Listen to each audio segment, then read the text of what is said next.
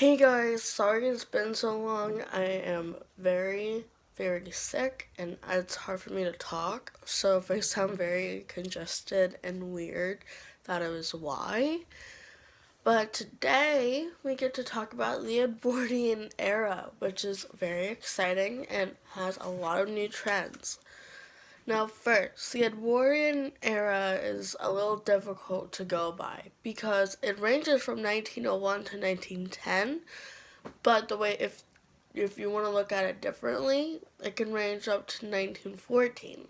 So we're gonna do a little mix of both. Okay.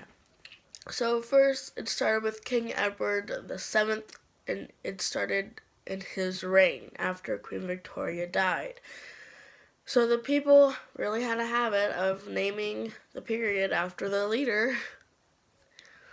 So some historians extend the period to 1919 as well, and this was also known as the Gold Age or Belle Epoque because of the revolutionary inventions that had happened in this time period. This era has also been referred to have landmarks in fashion, so this is going to be very exciting for fashion and makeup and beauty. So exciting. So makeup was used but wasn't admitted to being used, just like in the Victorian era. Something that was, very, very popular but had guilt about it. Matchsticks were used to darken the eyelashes. So kind of like mascara for us today, it was to darken and brighten up the eyes. Geranium and poppy petals were used to stain the lips, kind of like a lip gloss or a lipstick. Perfumes were at an all-time high, lavender being the most popular scent. Perfume scents matched the color of sweet pea dresses. So it would probably be like a green or a light green airy color, or it could be a purpley for lavender. Hair's beauty was big in this era. Hair would be in waves to appear natural. Very natural hairdos were desired by a lot of people, which is, a little different from what we've been seeing throughout the years, but natural is a good twist. Although it would be decorated with jewels, feathers, and ornaments, but it would be in a natural state. Pale skin was still in, however, you wanted to be brunette. So, differing from Revolutionary and Victorian, you are now pale skin with dark hair, more of a contrast instead of a complement. To whiten their face, women used enamel, a white paint made with white lead or rice or pearl powder, as an alternate way to whiten their face instead of techniques used long before that. Rouge was also applied to cheeks to give a flushed, rosy product.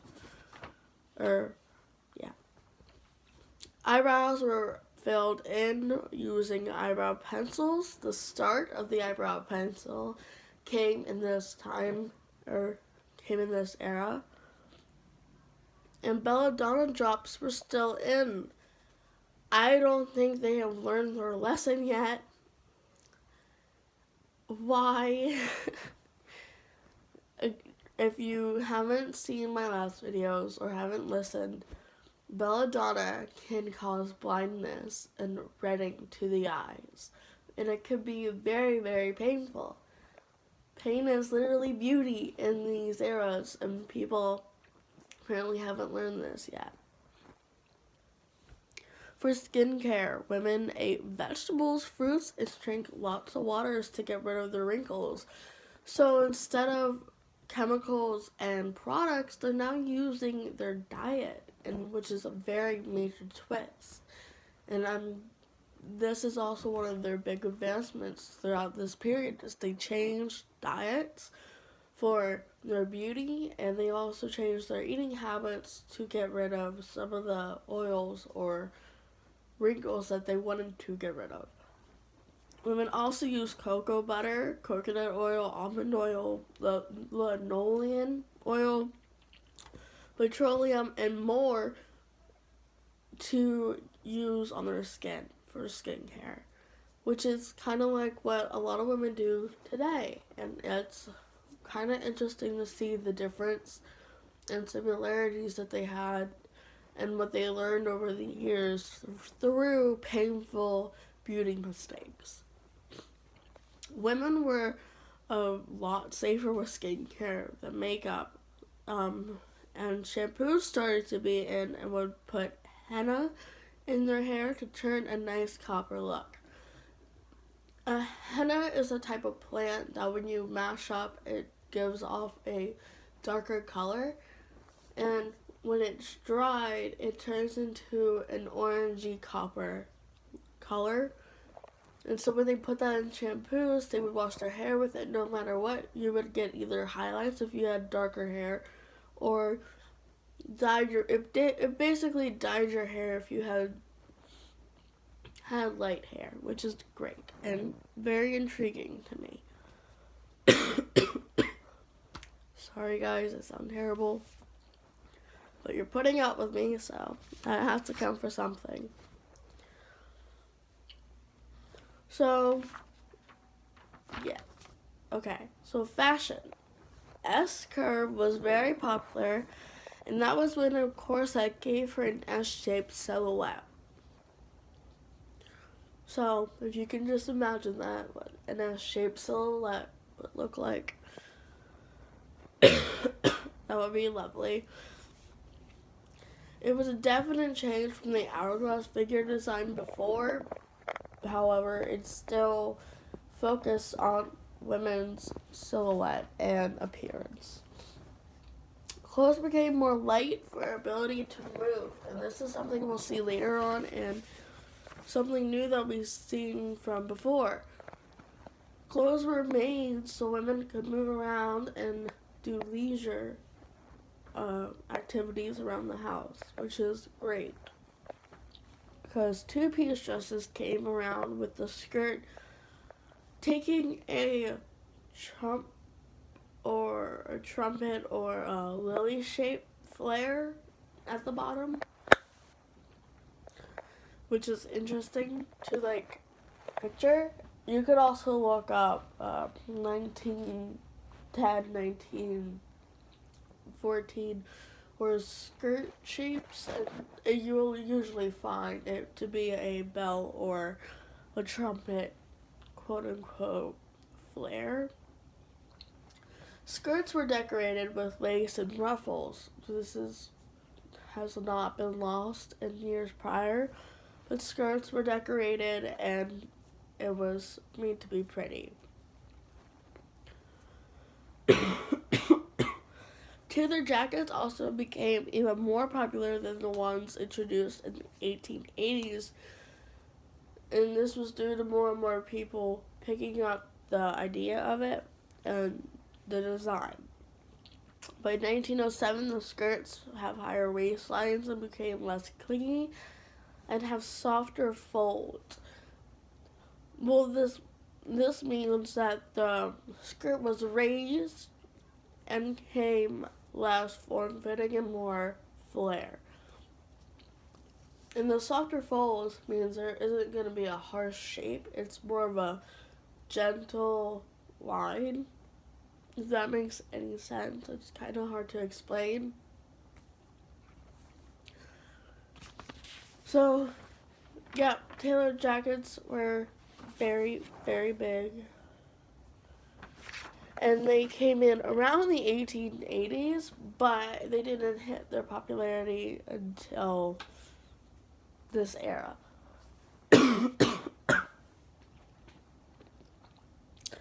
By 1904, blousing spread to the sides of the bodice. So, blousing was there used to add a little bit more coverage, but a little bit more class to the typical dress.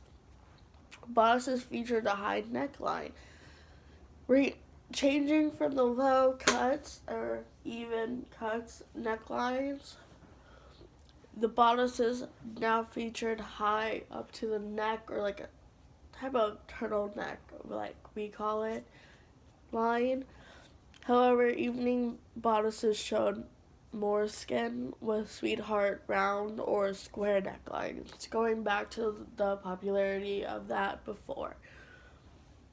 The sleeves of the Edwardian period dresses would fit tightly around the shoulder bodice on the arm and tight again around the wrist. However, by the 1905, fullness of the wrist was gone and sleeves were wide and full, meaning kind of like a bell bottom sleeve, which is where it gets loose around the elbow, upper arm, and lower arm, but it comes back down to a tight fitting around the wrist.